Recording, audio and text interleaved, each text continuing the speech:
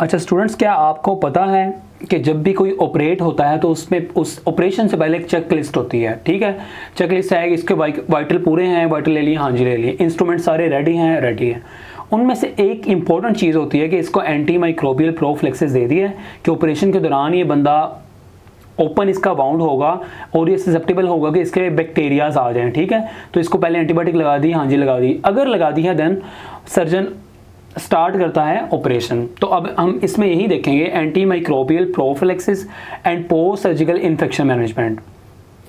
Prophylaxis का literal meaning है कि इन्फेक्शन होने से पहले आपने कुछ दे देना है, प्रिवेंशन कर लेनी है एंटीबायोटिक दे के। अब ये क्वेश्चन है कि हमने ऑपरेशन से कितनी देर पहले एंटीबायोटिक देनी है, तो usually it is 30 to 60 minute before incision. क्यों? क्योंकि जब 30 मिनट गुजरे तो ब्लड लेवल इसका एडिक्वेट हो जाए, इतना हो जाए कि हमें बैक्टीरिया से महफूज रख सके। अच्छा, अब अगला क्वेश्चन आता है कि किन सर्जरीज में विच सर्जरीज विल रिकमेंड। दो तरह की सर्जरीज हो सकती हैं, क्लीन सर्जरीज या कंटेमिनेटेड सर्जरी। क्लीन सर्जरी जिसमें इम्प्लांट हो कोई चीज़, ठीक है, इम्प्लांट हो, जैसे प्रोस्थेटिक है, कोई जॉइंट रिप्लेसमेंट है। जॉइंट रिप्लेसमेंट में क्या होता है कि आर्टिफिशियल जॉइंट रिप्लेस करते हैं, तो ऐसी सर्जरीज में भी देनी है। और जो कंटेमिनेटेड सर्जरीज हैं, जैसे अगर कोई जीआई की सर्जरी है, जैसे पेंडेक्टमी है, ठीक है, जैसे लेप्रोटमी है, तो ऐसी सर्जरी में भी क्या करना है। और genito urinary tract surgeries, trauma, इन सर्जरीज में हमने ये कंटेमिनेटेड बाउंड होता है और उससे पहले हमने प्रोफिलैक्टिक एंटीबायोटिक्स देनी है। कौन सी देनी है भाई? फर्स्ट चॉइस जो हमारी होती है वो होती है फर्स्ट जनरेशन सिफेलोस्पोरिन। उसमें कौन सी है? Cefazolin. It's very important. Cefazolin हम प्रोफिलैक्सिस देते हैं सर्जरी से पहले।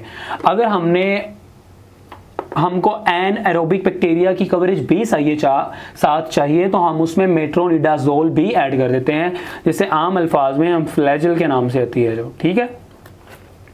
अच्छा, ये हमने सारा कर लिया तो पेशेंट बच जाएगा इन्फेक्शन होने से। सर्जरी के बाद वाले इन्फेक्शन से हमने क्या किया? प्रोफिलैक्सिस दी। कब देनी है? 30 मिनट पहले, जिससे ब्लड एडिक्वेट लेवल हो जाएगा। और हमने किन सर्जरीज में देनी है? क्लीन में भी जो हो सकती हैं, जॉइंट रिप्लेसमेंट वगैरह, और कंटेमिनेटेड भी, जैसे जीआई ट्रैक की सर्जरीज, जेनाइटो यूरिनरी ट्रैक की सर्जरीज और ट्रॉमा।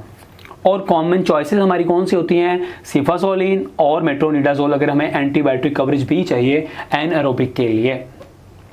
अच्छा, अगर इन्फेक्शन हो गया है तो पोस्ट सर्जिकल इन्फेक्शन मैनेजमेंट हमने कैसे करनी है?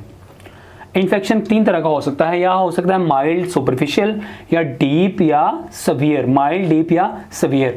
अगर माइल्ड है या सुपरफिशियल है तो हमने उसको क्लीन कर देना है, सफाई कर देनी है जख्म की, और उसकी डिब्राइडमेंट कर देनी है। ओरल उसको एंटीबायोटिक देनी है, ओरली, ठीक है, क्योंकि ऐसा कोई इशू नहीं है, सिर्फ माइल्ड सा ही जख्म है। अगर पोस्ट सर्जिकल इन्फेक्शन है, डीप इन्फेक्शन है, तो हमने सबसे पहले सर्जिकल ड्रेनेज करनी है कि उसमें से अगर कोई पस पड़ी हुई है तो उसको ड्रेन कर देना है, बाहर निकाल देना है। आईवी एंटीबायोटिक देनी है, क्योंकि आईवी एंटीबायोटिक का जल्दी असर होगा, इसलिए हमने आईवी में देनी है, ओरली नहीं देनी है, हम वेट नहीं कर सकते हैं। और तीसरा है डिब्राइडमेंट, उसमें कोई पस वगैरह है या कोई और डेब्रीज वगैरह है, उसको हम बाहर निकालेंगे। आगे आ गया सवियर इन्फेक्शन। सपोज वो बंदा सवियर, उसको इन्फेक्शन हो गया है, तो हमने ब्रॉड स्पेक्ट्रम आईवी एंटीबायोटिक चलानी है। ब्रॉड स्पेक्ट्रम के कोई भी हो, वो भाई मर जाए, हमारे पास टाइम नहीं है कि हम उसका कल्चर भेजें, रिपोर्ट आए तब हम उसी को दें, है ना। सवियर है तो भाई चलाओ, ब्रॉड चलाओ, और साथ सोर्स को कंट्रोल करना है जो उसको ये करवा रहा है। अच्छा, की प्रिंसिपल्स क्या है पोस्ट सर्जिकल इन्फेक्शन मैनेजमेंट में? Always culture and sensitivity result. हमेशा कल्चर करवाओ ताकि पता चले कि भाई बैक्टीरिया है कौन सा, और उसी स्पेसिफिक बैक्टीरिया के अगेंस्ट हम एंटीबायोटिक दें। सेंसिटिविटी रिजल्ट भी करवाना है। ये आपने सपोज आपको पता चल गया कि ये स्टेफ ऑरियस है ना, तो आपने उसको एंटीबायोटिक चला दी, नेफ्सलिन चला दी, तो बाद में पता चला कि भाई ये तो बंदा उसका रेजिस्टेंस है इस एंटीबायोटिक के, इसलिए हमने उसका सेंसिटिविटी टेस्ट भी करवा लेना है, जिसमें पता चलेगा ये बंदा किस किस माइक्रोब के अगेंस्ट रेजिस्टेंस है और किसमें सेंसिटिव है।